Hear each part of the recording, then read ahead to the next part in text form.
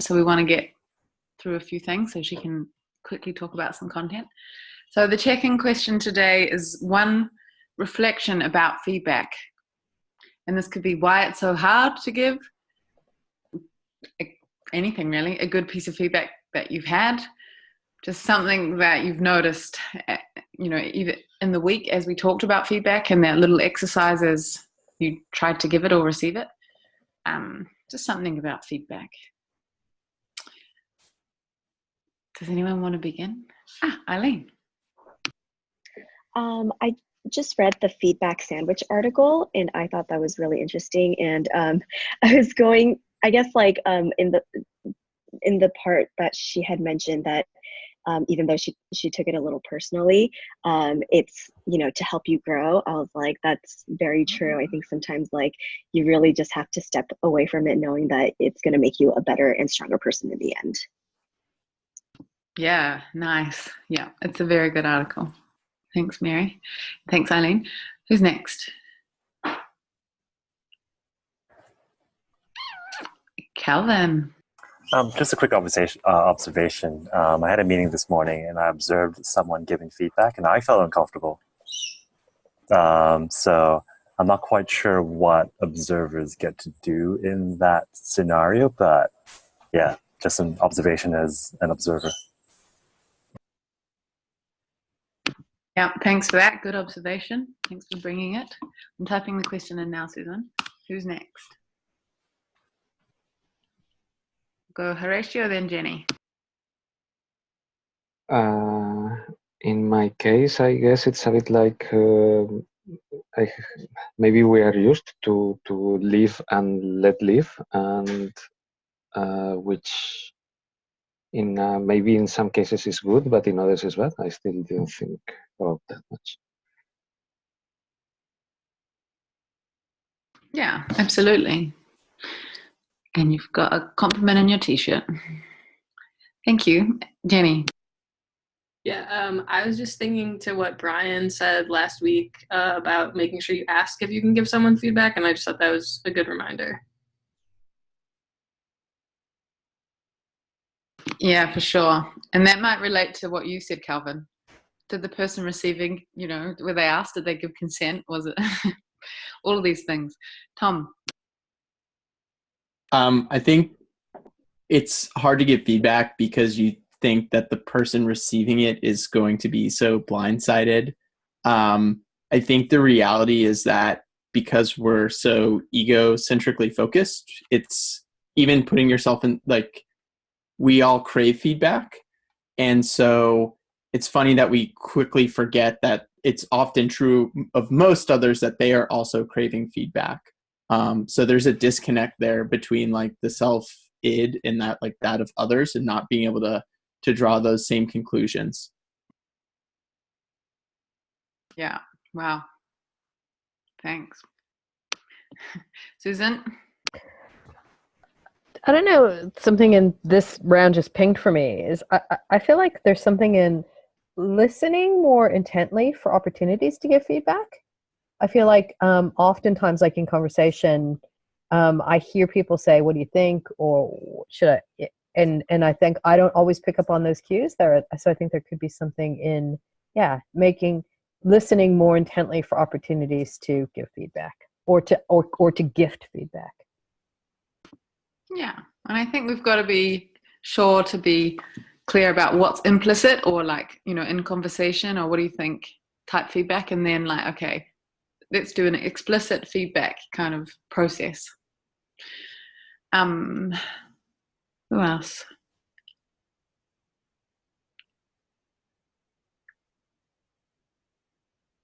Brett, you haven't gone yet? Let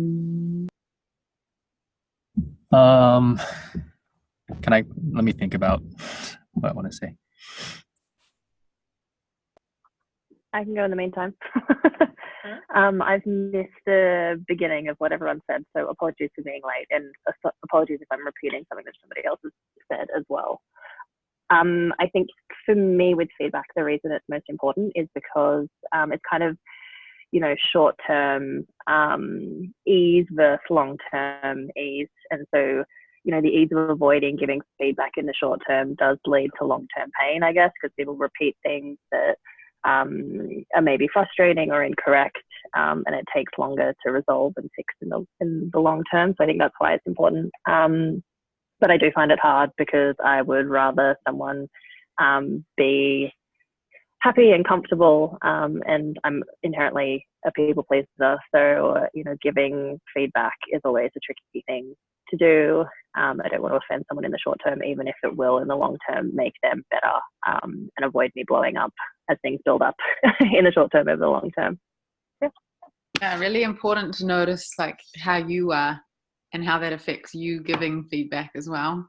And you touched on something really important, which is if you don't have an outlet for something that is either a gift that you could give to them or is really getting at you, then it could just build up. Thank you. Back to Brett.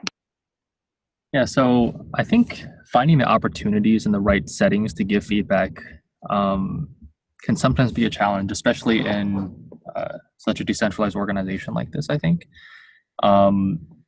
Because you don't want certain things to necessarily fester for too long, but also a lot of times you're in kind of less one-on-one opportunities and more kind of group discussions just because of the decentralized nature, I think, of consensus. And so kind of overcoming and broaching the subject of giving feedback, maybe via Slack and a one-on-one message, I think sometimes is a barrier to having the natural flow of feedback happen, right?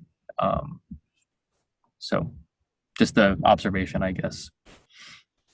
Yeah, I think that's a good one.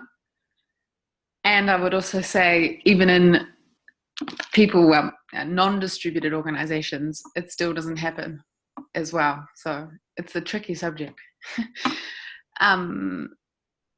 That's a generalization though. Madeline, do you want to go? Yes, I can go. So I was just saying to Brianna last week, a lot of what she says is how I feel. So basically, I'm totally on board with the fact we need to give feedback, and I want to get negative feedback so I can improve, but I find the idea of giving someone one-on-one negative feedback just incredibly difficult. Like, I haven't even managed to do it yet to anyone. So it makes me really uncomfortable. So I think that's something that I need to work on, clearly. And I think it's something, so in Pegasus, one of the teams has set up a form. So they basically have a rotating thing where how Brett was talking about, they actually set aside one-on-one meetings for each. So basically you meet with one person each week from your team. So there's 6 of you, you will have an actual time set aside for the purpose of feedback once every 6 weeks. You do one each week, which I think is a really good idea, because I think it's one of those things, because I don't want to do it, you just keep putting it off, basically, and then that happens indefinitely, and then it's too late. And I think having that having that cadence set up so you can get into the habit of it is maybe something that would be helpful for teams. So, yeah. Yeah, thanks for bringing that, Madeline. I think I'll go now. I think it's something that article referred to as well. Eileen, you may have noticed, around really looking inside yourself and seeing why you're giving the feedback. Is it actually a gift to give to the other person so that they can grow? Something you're noticing maybe in your perspective holding them back? Or is it actually something that is just really triggering you? And if it's the latter, can we do some kind of process like the 5 whys to actually get down some nonviolent communication to get down to why perhaps that's triggering us? And then, but if it's actually, this notion of offering something, offering this really, beautiful gift that you've taken the time to think about how to craft it and how to give it to them, that's actually really, it's a generous offering. And Susan and I are going to go to a beautiful part of New Zealand in, I think, 10 days with our other co-founders, and we're going to have a feedback session, Susan. It's on the agenda. I think I'm going to host it for our team, and we might do it over dinner. It'll be a feedback feast, entrees, something. No, I think it's entrees.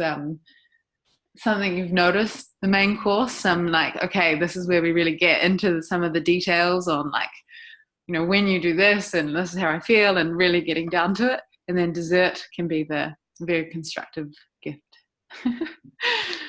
It's me. Mary? Hello. I mean, I guess if I name the thing that I find hardest, if I look at the teams and the organizations that I've worked with, what makes it hard is that we're actually not set up for, we're not designed, we're not structured, we're not scaffolded to generously and consistently give feedback. Our organizations are not designed with learning in mind. And so, you know, feedback is at the heart of a learning culture. And so for me, that is one of the things that makes it the hardest, is that we're just not designed, we're not programmed, we're not brought up to consider feedback. And it was interesting, I had a conversation years ago with my now partner, and he sort of highlighted the gender difference between how easy it is for me to ask feedback, how willingly people seem to give me feedback, and yet he couldn't, you know, he's 6'4", can be a little bit intimidating, and people just won't, you know, even when he seeks feedback, it won't be willingly given to him. And so I think that's kind of another layer, is, you know, it's the cultural differences, and possibly even gender. So there's lots of little meta layers going on that I think all combined together do make it kind of hard. That is all. Thank you, Mary. That was really good to think about some of those points. I just want to, this is a naughty thing, but seeing it's our last lesson, I'm going to do another check-in at the end, which is, I agree. Like, a colleague of mine once said, wow, people just give you feedback all the time. Like, I've seen you receive feedback like 20 times in a week. Like, are people asking your consent? I was like, actually, good point. That is everyone, right? Yeah. Okay, so Mary, before you go, can you talk to us a bit about the immunity to change process? That was the individual assignment for the week. And Mary has been looking into this a bit. And yeah. Yes, so could I just caveat this by, I'm not an expert in this, but I mean, some of the curious things that stood out for me, I guess, when I read the book, and maybe they might be curious for you too, is I've come from a sort of a history, which is, if we can discover our strengths and play to our strengths and ignore our weaknesses, then we will be in really good shape to show up at work and show up in our lives if we just sort of focus on the things that we're good at.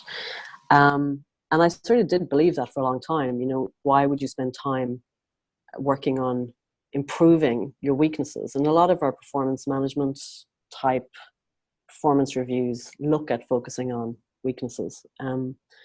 And I sort of thought, well, actually, maybe there's another way to look at this. So when I discovered the Immunity to Change book, and they very firmly encourage you to sort of put a lens on your biases. And what I love about biases, and it's such a head wreck, is that you will never know that, you'll never accept that your bias is your bias. It doesn't matter whether people point it out to you, because it's your bias, you will never see it in yourself. Can you give an example about the bias, Mary? Let me see. So say, for example, if I thought that I was not a dominator of a conversation, you know, if I wasn't naturally prone to dominate conversations, if I firmly believed that I gave space, let people have their say, were I to get feedback from anybody, from my mother to people who work with me, and that feedback is, you know, maybe you need to give it a bit more space, you know, maybe you do actually not need to not talk so much. But if I firmly believe that I make space, if I firmly believe that I listen to other people, then I'm never going to take on board what they're saying, because I don't believe it's true. But that's my bias. You know, it is a bit of a head wreck. I was going to say a different word, but it's a bit of a head wreck, because you're like, wow.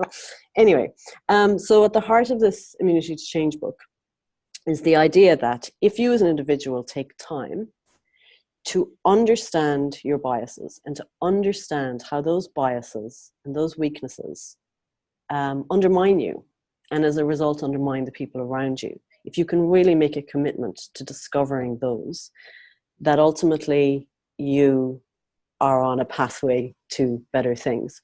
I mean, I suppose the other way I would describe, and I think one of the reasons this book resonated so much for me was, if you pay attention to the lens that you see the world through, and you work on that lens, I have no idea why Kate is in stitches. Probably because Susan is talking to her. Sorry, it's the comments, Mary, but please continue. No, I'm not going to read the comments. I can't multitask. Sorry. In fact, I'm closing the chat. Close. It's actually what I think the heart of this book is actually teaching you how to pay attention to the lens that you look at the world through. There are 3 states that they refer to in the book about how we reach different levels of maturity. And it's not necessarily to say that one is better than the other, but that quite a majority of the population is in this kind of socialized mind space. And so when you operate from a socialized mind space, you basically want everyone to like you. You want to get along with the group. You will view the world and make decisions and be yourself through the sort of the lens of the socialized mind. And then sort of the next stage of evolution is really kind of thinking about the self-authoring mind. And so how you are responsible for basically authoring your life and how you show up in it. And then the final stage, which is, it is about working on the lens and sort of paying attention to the lens and how the lens operates and making your changes to your lens, which is what they sort of refer to as kind of the highest state. And I can't think of the name of it. So you'll just have to Google it, or somebody can help me out. Okay. That's cool. I'm kind of just generally rambling. Is that kind of giving you enough context? Yeah, I think that was great, Mary. I'm sorry for laughing. You can go scroll up and see Horatio. If you haven't read the book cover to cover, I highly recommend it for lots of reasons. It's quite enlightening. Okay, well, Susan, do you want to offer something on there? And Mary, I know you have to go sign. Yes, I'm going to quickly read the comments, and I'll listen to Susan while I read.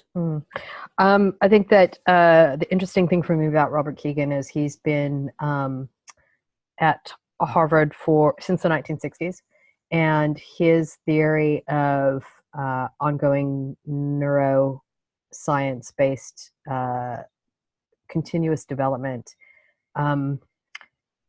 was seen as an outlier up until maybe 25 or 30 years ago.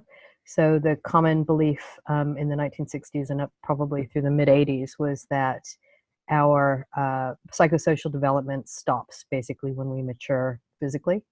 And the sort of hard scientists always kind of poo-pooed Keegan's theory of ongoing psychosocial development until MRI machines came into the fore, and they're actually able to see brain regenesis, brain making new neural pathways that actually prove that our brains actually do continue to develop, and hence our capacity for ongoing psychosocial development until we die. It's like the hard science caught up with the soft science, and now it's moving forward, and it's kind of really widely recognized. The other thing I'd say about immunity to change that I've found very interesting in the work that I've done with teams and leaders and humans on this is that when we think about what is at the base of our assumptions about what's possible, more often than not, it comes back to one thing, and that is fear of being rejected by the tribe. And the way that my husband explains it is quite interesting. It's like, what's the worst thing that can happen? Well, the worst thing that can happen is that you're back in year 2 in school, and you're really excited because you've made some kind of connection, or you have a question that you haven't thought of before, and you anxiously get up out of your chair and raise your hand for the teacher to call on you because you've got something to share that's just, seems really significant. And you share it, and everyone in the entire class, including the teacher, laughs at you. And so like that moment of lost innocence, sorry for getting really weird, is like at the core of like all of our fear of failure and the fear of change. So I think just consider that when you're diving into this, and how, if we can acknowledge that and recognize that, what then becomes possible in our own decision or consciousness to kind of self-author how we can restring our neural pathways for something more positive and more possible. Could I just add to that briefly, Susan? I think you do, as you sort of move into the self-authoring and further stages, truly not giving a shit about what other people think is part of moving into that self-authoring and away from the socialized space. It's one thing to say you don't care, but I mean, truly in your heart, forge your own path, go your own way, accepting that not everybody's going to like you. It was, for me, I remember the transition when that transition came. Mm-hmm.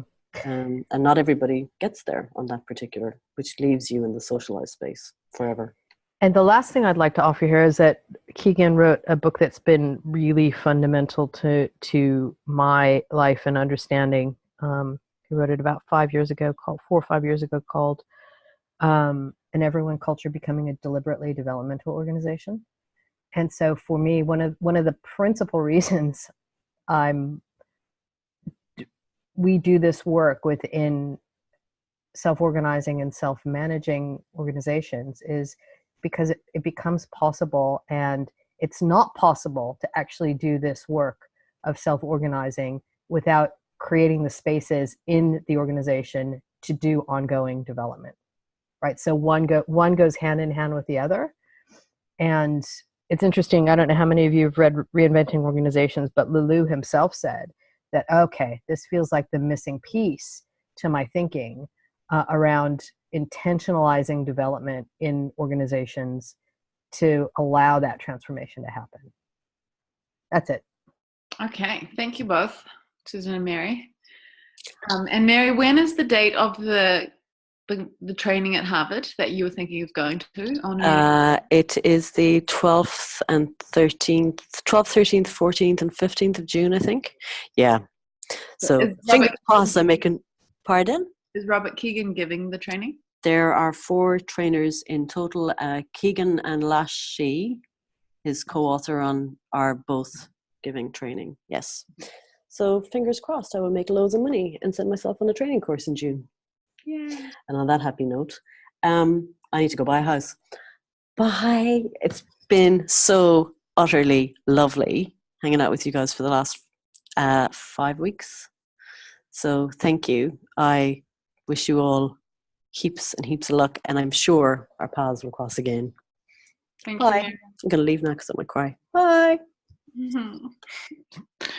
Oh, what a good one.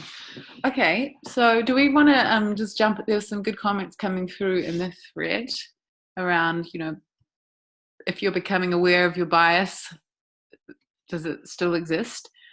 And then a bit more between Thomas and Brad and the plus one is, do you want to kick this off a bit more? What are we getting to here? So that comment from me was kind of in response to what Mary was saying, how you can never I don't know exactly what words she used, but like the fact that you don't know you're biased or you're projecting your biases in situations when you disagree with somebody, that kind of brain loop. And I wondered if just the simple fact of giving another person's perspectives credit is a way of overcoming your own biases. So for example, if I may disagree with somebody's perspective, but just the fundamental understanding that they have a reason for having that perspective, and to try to understand that perspective is a way of overcoming my biases, rather than just saying, you're wrong and I'm right, and kind of jumping to that type of conclusion. Whether that's a way of kind of just combating your own biases. Yeah, I think that makes a lot of sense. Does someone else want to offer a response to that? Brianna? I feel very strongly that what Brett's saying is it resonates with me anyway. And I feel like, you're not going to change someone's opinion because of their bias. So if you can just accept that there is bias underlying their thoughts and their actions, then then that's kind of an easier way towards diplomacy and coming to a resolution or a solution. Isn't that part of, like we can't, like we know it's a bit like the females, underrepresentation in tech. Like we know there's unconscious bias in the interviewing process. We can't fix for that unconscious bias, but we can change the interviewing process to take it into account if we acknowledge it exists. But we can't just say, because people will sometimes say, oh, I know there's unconscious bias, but I know about it, so it's okay. I've corrected for it. But that's not how it works. It's like it's step 0 is the acknowledgement, and the analogy is always like, because of data science and bias, like, if you have like a biased survey, a biased sample, once you know it's biased, it actually doesn't correct the model. It just gets you to the point of saying we need to change something and to correct for what is really happening. And I think that's what it is. It's like you take that and then you continue to adjust, and you'll never to keep that analogy going, like no model is ever perfect. You'll never get there, right? But once you acknowledge that and you keep on working towards it, you can make things markedly better, like improving, like confronting bias in hiring and making like the ratios like more reflective of what our population actually looks like. Horatio? I wanted to say that because as Brett said, on one hand, I think it's very useful to realize what other, compare your own bias with the possible bias that others have. But as Thomas said, okay, now you have 2 samples of bias, but you still don't know if you can be still missing lots of different ways, right? So actually going to the numbers might be a good way to try to reflect on what is real, or how actually things should look like, or at least you have a pattern. Though I guess that reducing everything to numbers also sounds very limiting. So I don't know. Interesting. Okay, so did anyone have time to fill out the immunity to change? It's a very simple map that's from the book. Does anyone want to share anything that came up for them as they filled this simple little map out about, some of the behaviors preventing getting to our goals? Thomas, I see a nodding head.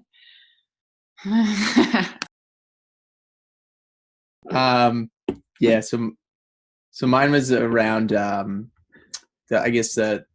the problem was around delegation, right? Delegating a task.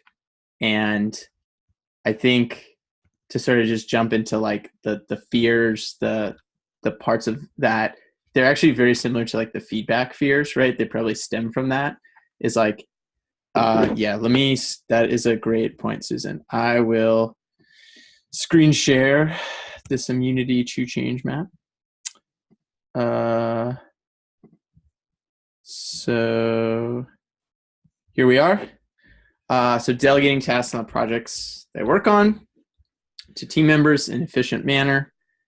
Basically, this like worry box here, let me just add some bullet points to make it easier to read, is like, one, I think that this kind of happens in consensus, the management, like, am I managing you?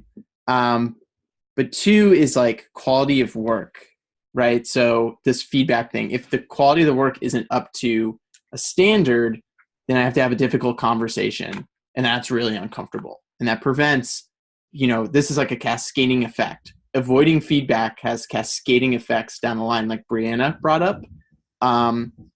And that was it, having to give feedback that will hurt team members' perception of themselves. One thing that I didn't list is like maybe even people that goes them giving feedback to me that comes to this point of like, I have to communicate very clearly what I want instead of vaguely. And over the 5 weeks, you'd probably notice I'm quite verbose and might not get to the point right away. And so having to confront that and confront a weakness is really important, I think, in this, talking about this immunity to change, being able to actually talk about like what I want from people when I, ask for help, essentially.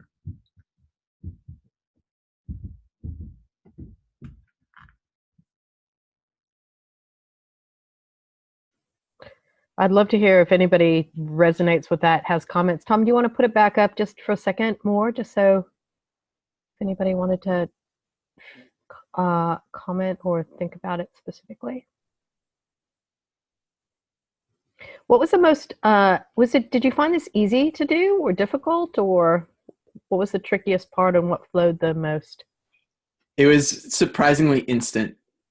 Mm-hmm. Like, I think the unpacking part came a little bit afterwards. Like the improvement goal was instant, and then seeing the cascading things was like, it was just like, oh my gosh, like this is all rooted in this like feedback fear of giving it to people, of having to deal with like just the messiness that comes with it, which surprised me because I like interacting with people. I like this stuff, but like that, even if itself, it's like that, is it worth it sometimes to take the time to do the hard work to team so you can go further, when it's just like, I can just get this done and we can just go fast, or, oh, I'm protecting someone, which gets back to that adult or, parent to child. Yeah. And so what was crazy about this was just seeing like I now have the words to describe all those feelings. Whereas before it'd just be like, I don't really want to do this, and not have the vocabulary to actually talk about it. Yeah, that's awesome. I mean, the next step to this, which we haven't gotten to, can you think of one small experiment you could try to prove or disprove your big assumption? Jenny, Eileen, maybe would you have a suggestion for Tom as to what he might try?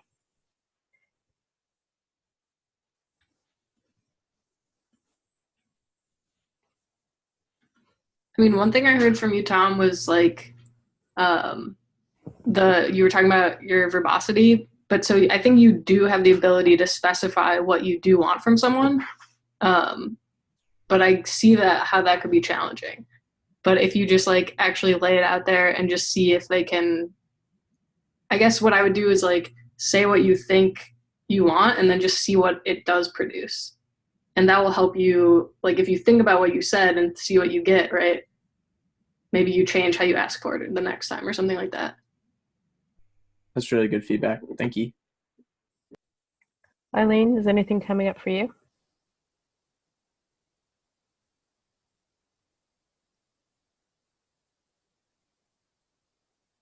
Okay. So I think what's really resonating is the quality of work, and like having different or difficult conversations. I guess like everybody, like the quality of work is subjective, right? And so there's I think being on a team, you start to become familiar with someone's working styles, and so like not only will it help like you improve, or I guess like your team and you are kind of moving towards the same direction in terms of like trying to always like become a little better, and eventually like I feel like some things don't need to be stated as much anymore, if the feedback comes kind of like earlier on to say like, hey, like it's good, but I just like keep thinking back to the feedback sandwich, but it has to be solicited. So like if the other person is receptive to it, then like it will only help the both of you guys or whoever on the team you're working on. I don't know if that makes sense, but I also just want to thanks, Eileen. I just wanted to react to Jenny in the comment. I mean, I think that it is actually an experiment. I think that what I heard you say is that just the mere fact of paying attention to and trying to be more concise in your language is an experiment if you're paying attention. Anybody else want to share their map? One more person?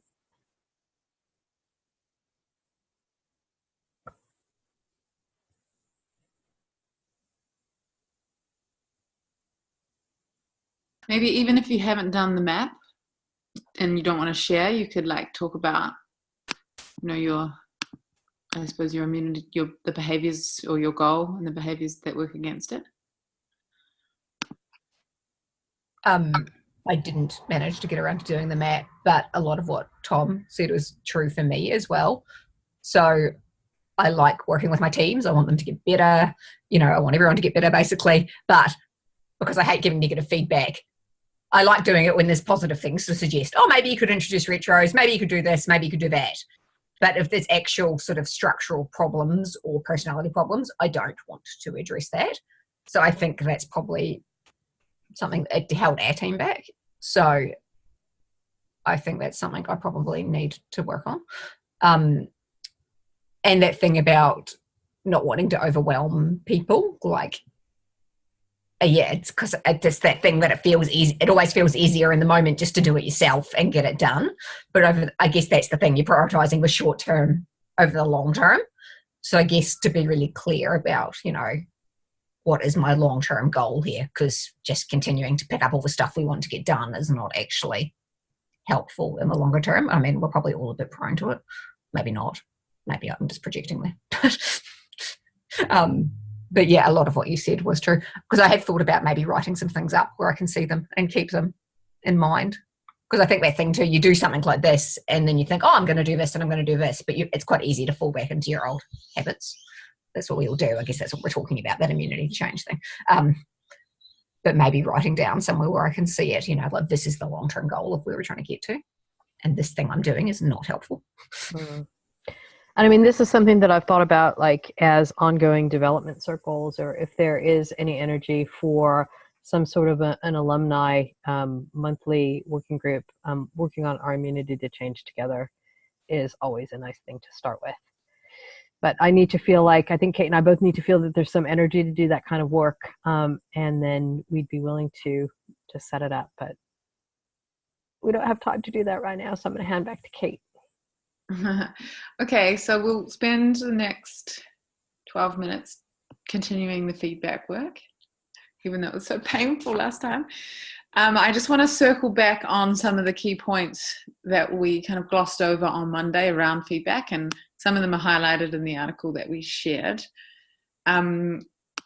So when we go into the small groups, we might give you just a minute or two to talk about giving feedback before going specifically into it. And I'll give you a tiny bit more context on what you could bring up when you give feedback to your colleagues or on this cohort.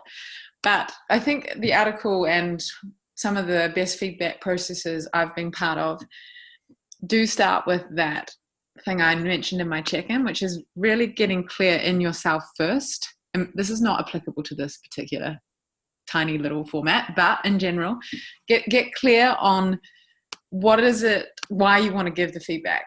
Like, is it actually your ego wanting to do it, or can you somehow see this other person and like truly understand, okay, I really think this behavior that you're exhibiting or this bit of work that you put forward, I can really help you there. So you always ask if they do want to receive feedback. I learned this the hard way. My co-founder, Francesca, I kind of had this thing. I'm like, yeah, I really like to receive feedback on the fly. Like, I don't mind if it's in front of a lot of other people, whatever. And I did that to her. I was just like, Fran, I just want to give you some feedback. Blah. And she was like, that was horrible. Never do that again. So I won't. Ask what kind of feedback would be useful, or like what's their preference. So some people might say, oh, just tell it to me like really bluntly. I don't care. I really like that. Or others say, I have a really hard time with this. If we can just sit down and have a cup of tea and, just talk about life first, that would be great for me. Others might say, okay, can we do it in a process like the Pegasus process? Can we try to set up an ongoing rhythm or engagement? So this is not just it kind of becomes part of our way of working. So when you're receiving feedback, when you're giving feedback, check to make sure you get the intention of what you are offering feedback on. So just like check in with your intention when you're giving it, check that it's landing with that intention. Be very clear and specific, and we included some stuff on that in the reader. So like do try to say, especially if it's like a behavior that's triggering you and that may lead to conflict, it's really hard to hear feedback which is just like, I don't like it how you're so moody all the time, or something like that. It's like, on this day, on Thursday last week at lunchtime, this thing happened, these words were said, this is how it made me feel. This is probably why I feel this way, but I'm just letting you know that kind of communication really doesn't work for me, blah, blah, blah. So it's like specific. And, in the article that we shared, it's kind of like, it's saying, don't do the shit sandwich, which is like nice stuff, mean stuff, nice stuff. But I think it's okay to like offer a compliment, like especially if you're doing like a full-on process, like the feedback feast I mentioned at the start of the call. Like feedback is, yes, it's about us constructively trying to help our colleagues and also receive to grow, but it's also like can be a celebration.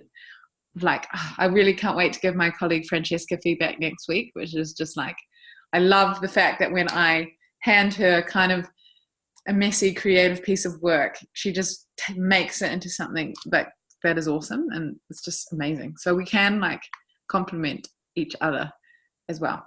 But now we don't have time. This is not like a full-on feedback process. Those are just some tips to take back out if you do feedback on your teams, or as Brian told us about with his family, difficult conversations with your family.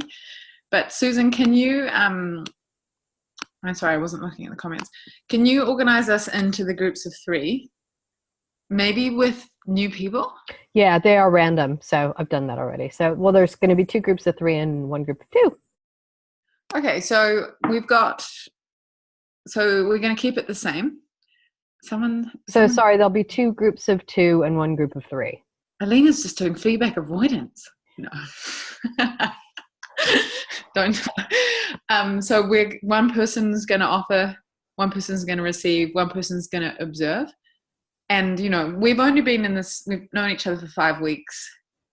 We can't really say, deep comments about how we work or what we can improve on, but just something that you've noticed about being in the calls with this person, or perhaps working with them on an assignment, a gift that you can offer, and maybe something, just a nice compliment.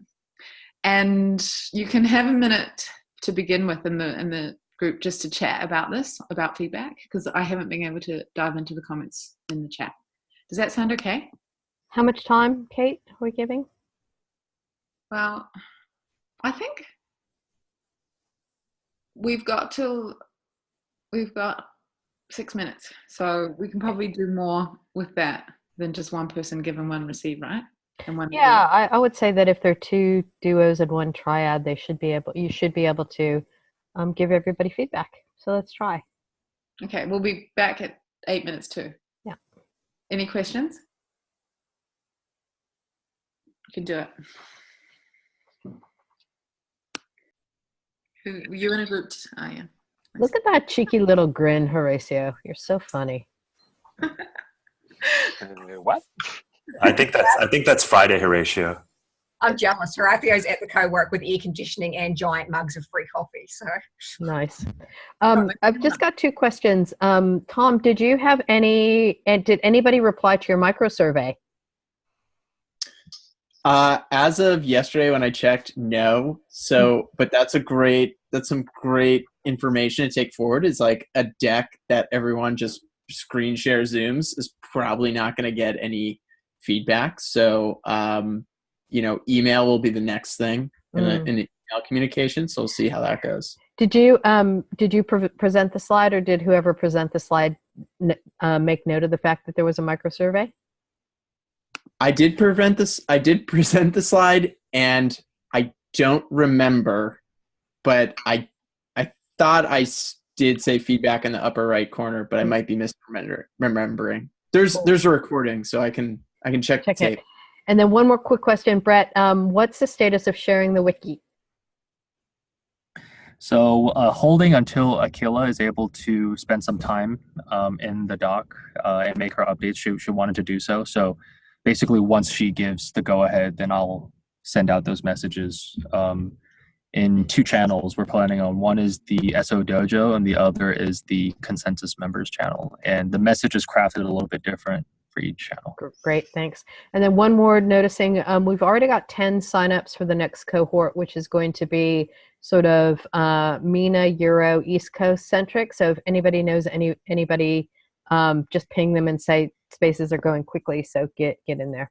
All right. Can you put the sign up form in the chat, Susan? I'll put the sign up form in the Slack channel. Okay, cool. Thank you. So we're going to check out now with the question, what do you want to offer the group as a checkout? It could be, what's your highlight been of this training? What's something you've learned about yourself? Just something you want to offer back to us. And if you can try to think of the intention that you named in the first week. I probably should have written these down somewhere, but can you remember what it was, and have you kind of fulfilled that? That would be really good. I can remember mine, so I can go first. Just want to say a huge thank you to all of you here. It's been such a wonderful cohort to participate with, like a standout for me. And I think that's just due to the quality of commitment that you made to us and to each other, especially in in the teams as well. It's been really heartwarming to see that, once we make our commitment and intention explicit, we can collectively hold each other to that. And so I'm just really blown away by this cohort. And my intention that I stated was to try to really be super present for this cohort and to give it a lot. And I feel that I've kind of, for myself, met that. So thanks for helping me. Who's next? Brianna. Well, I think the highlight has definitely been meeting different people from across the mesh. A lot of people whose names I knew, but I didn't really know them personally, but it's been nice to work on group assignments with them and connect on a closer level, and just have a group of people that you can reach out to with questions or concerns, I think is unparalleled. That's something that I didn't necessarily have before, because we're quite close-knit into the side as part of APAC, so that's really nice. My commitment during this course was to be more present. I think I've definitely been present at these calls. It has also taught me different ways to be more present at other calls as well. Spending 90% of your day on a Zoom call, not actually interacting with a person, can be difficult to always pay attention. So I've definitely brought that on board. And I was actually chatting to Kelvin about this before, but was wanting to, with a new team, take some of the self-organization pieces from this course and hopefully implement them with our APAC Catalyst team. And hopefully that's happened, and I feel like that's on its way. So yeah. Awesome. Who wants to go next? Great. Thank you. Brett, over to you. Thanks. Yeah, so I think I just wanted to say the discussion and conversation with this group has just been so thought-provoking, impactful. I've actually been able to share some of the learnings in this class in my MBA program, and for it to start to generate additional thoughts. And so I think just the knowledge from this group that we've generated is a gift that we can give and continue to give outside of this forum. I think my intention initially was figuring out how to apply some of the concepts in self-organizing. And what I realized is it's not necessarily holistic changes. It's kind of the incremental changes that has value in how you bring about change. And so, yeah, I think I've been able to take away that from this cohort. Super interesting. Thank you. Who's next? Madeline. Yeah.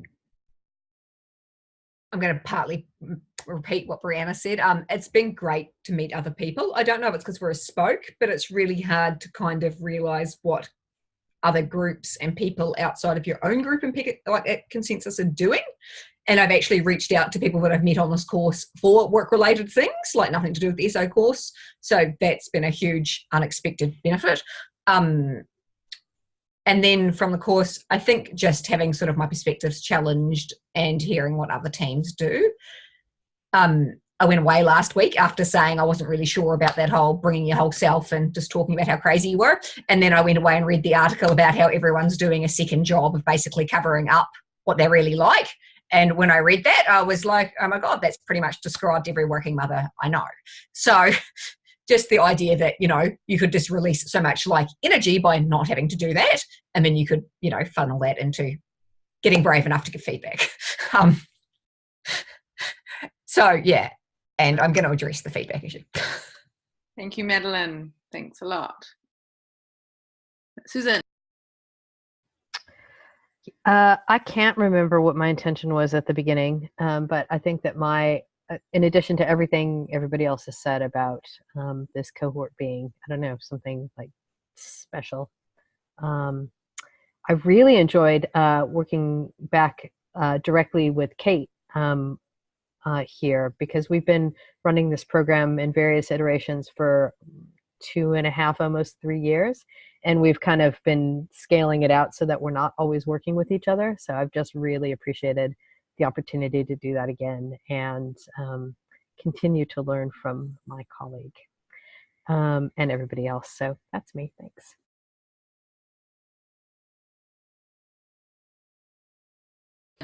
Thanks, Susan. Calvin. I think firstly it's to sort of just highlight the people aspect of this. I got to meet Madeline and Horatio in Brisbane, so that was cool. The second bit is I think a lot of people never spend enough time just focusing on yourself. The last time I did something like this was 5 days where they locked us in a room and we all ended up crying at the end of it. So it's always good to sort of do things like that because we spent 8 hours a day just working and we never really think about ourselves. And the last one is something I spoke to Brianna about as well. It reminds us to give and receive feedback, which in itself is a huge thing. So thank you. Thank you, Calvin. Thanks for sharing. Who hasn't shared? Tom. I think like my big aha moment was it's kind of a combination of what Brett said about like it's the incremental, it's like the micro behaviors, these micro moments that really like affect the change. And then also what I realized was like it would have been so easy to like there's every excuse to not show up for these calls, but it's the people. It's actually like the people, the accountability of others, and the fun of like seeing and hearing what people have to say that actually brings it back every time and being like, oh no, it's for 6 Eastern, like I gotta get on the call. So that's been really awesome. Cool. Thank you, Tom. Awesome. Jenny? Yeah, I think my intention at the beginning was to bring a lot of this back to my team. And Kay might remember, like in office hours, I was super paranoid about that. But now I'm like, okay, it's okay if you just work on yourself first. I think that's been like a huge learning for me, and I think the rest of it will follow. So appreciate that. Awesome. Music to my ears. All right, Susan. Thanks, Jenny. Horatio. I don't remember what was my first intention at the beginning. I guess one thing I've realized is that even though at the beginning I thought I had a relatively good idea of how things should look like, I realized that there is a lot of subtlety and a lot of points of view that you can always learn. There is always a lot to learn.